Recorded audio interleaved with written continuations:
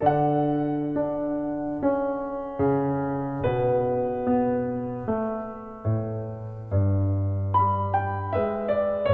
grandfather, Gilbert David Lopez, was born in 1926 and raised in a humble home with 7 brothers and sisters in the Central Valley town of Selma, California. As a child, he was a rebel and a stubborn member of the family. All the children in his family were required to work in the fields, shoveling manure, or working in a small corner store called El Nacional. My grandpa knew that there had to be more to this life. He told us that sometimes his stepfather would catch him studying in the kitchens instead of working with the rest of the boys in the field. This angered his stepfather, and he would hit Gilbert on the head with one of his school books. My grandfather was not a bad child, but his Americanized ideas clashed with those of his inherited Mexican work ethic. Determined, Gilbert continued to pursue his studies until he graduated from Selma High School in 1944. Challenged by his family to work and contribute to the cause, my grandfather made a choice to help his family, but not by the typical menial labor available to other Hispanics. He decided to join the Navy toward the end of World War II. He attended the San Diego Naval School and graduated with the highest grade point average of his class. My grandfather served as a radio man aboard the USS Storm King in the Pacific.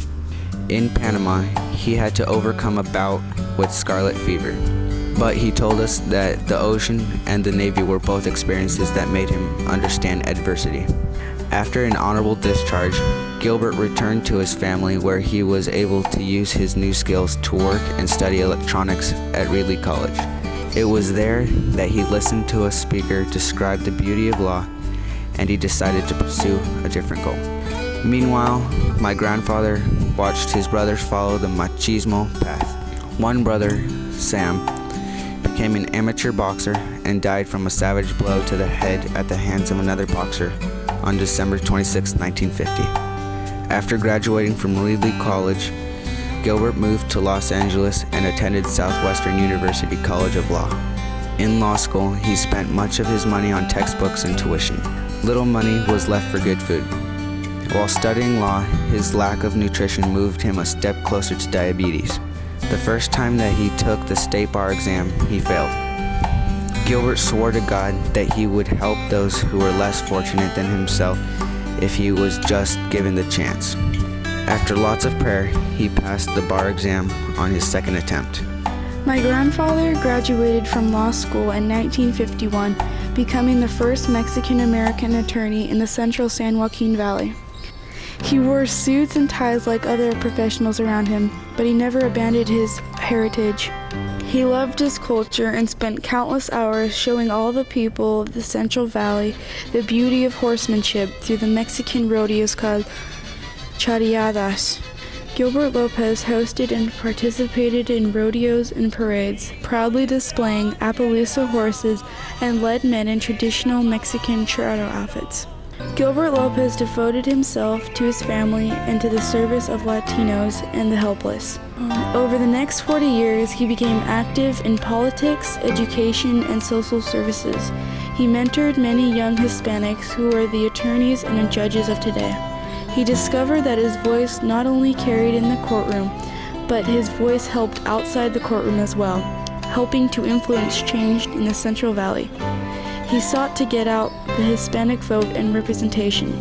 He became respected in political circles with Cesar Chavez, Governor Brown, and he was even invited to the presidential inauguration of Presidents Nixon and Johnson. Although Lopez had a celebrated career that encompassed all types of law, his best efforts were for the poorest members of society. Paid with chickens, pigs, and vegetables, he fought with equal effort. His favorite case was one for a poor migrant family that had horrible living conditions at a local vegetable farm. Without the union and current law, they were forced to endure unsanitary living conditions and worse. As the case moved forward, everyone assumed that they were Hispanic people. To the surprise of all, this family was a white family from Oklahoma. Gilbert spent many hours traveling to different schools and colleges, telling students that they were able to accomplish anything if they work hard and stay focused on their goals. Become something Don't feel that because you are who you are that you cannot make it, because that's not true. I've always felt that if I can do it, anybody else can do it.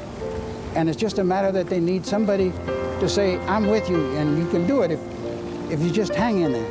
It's just a inferiority feeling that our people seem to have, that you got to overcome that and motivate them.